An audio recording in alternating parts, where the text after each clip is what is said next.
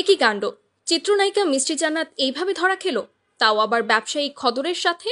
যাই হোক ভিউয়ার্স, চলুন ঘটনা আসলে কি ঘটেছে জেনে নেওয়া যাক। গতকাল রাতে চিত্রনায়িকা মিষ্টি জান্নাত ধরা খেয়েছে।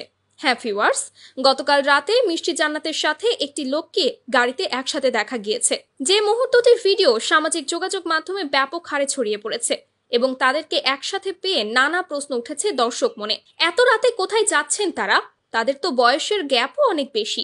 অনেকেই বলছে মিষ্টি জান্নাত প্রচন্ড বিলাসবহুল জীবনযাপন করে। তার এক একটা পোশাকের দাম 5 থেকে 10 লাখ টাকা। একটা পোশাক সে একবার পরার পর আর দ্বিতীয়বার রিপিট করে না। নিয়মিত উটের দুধ খায় সে। তার মাসিক ইনকাম কোটি কোটি টাকা। এসব তো আর এমনি এমনি করতে পারে না সে। এছাড়া প্রতিনিয়তই তার বন্ধুদের থেকে সে নাকি দামি দামি গিফট পায়। বিভিন্ন ইন্টারভিউতে এই কথা সে নিজেই জানিয়েছে।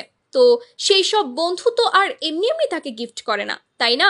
অনেকেই আবার বলেছে মিষ্টি জান্নাতকে ধরে লাভ কি, দেশে তো এরকম অনেক অভিনেত্রী কিংবা তারকা রয়েছে, অথবা সাধারণ মেয়েরাও রয়েছে যারা এই ধরনের কাজে লিপ্ত হয়ে পড়েছে।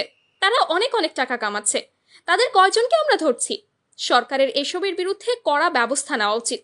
সর্বপ্রথম এই সমস্ত তারকাদের ব্যবস্থা নেওয়া উচিত। অনেকেই আবার বলছে তারা দুজন একসাথে কোনো কাজে যেতে পারে, এভাবে কাউকে মাঝ রাতে হেনস্থা করা উচিত না। তার ব্যাপারে পুরোপুরি জেনে তারপরেই মন্তব্য করা উচিত। যাই হোক ভিউয়ার্স, বিষয়টা নিয়ে আপনাদের কি মন্তব্য?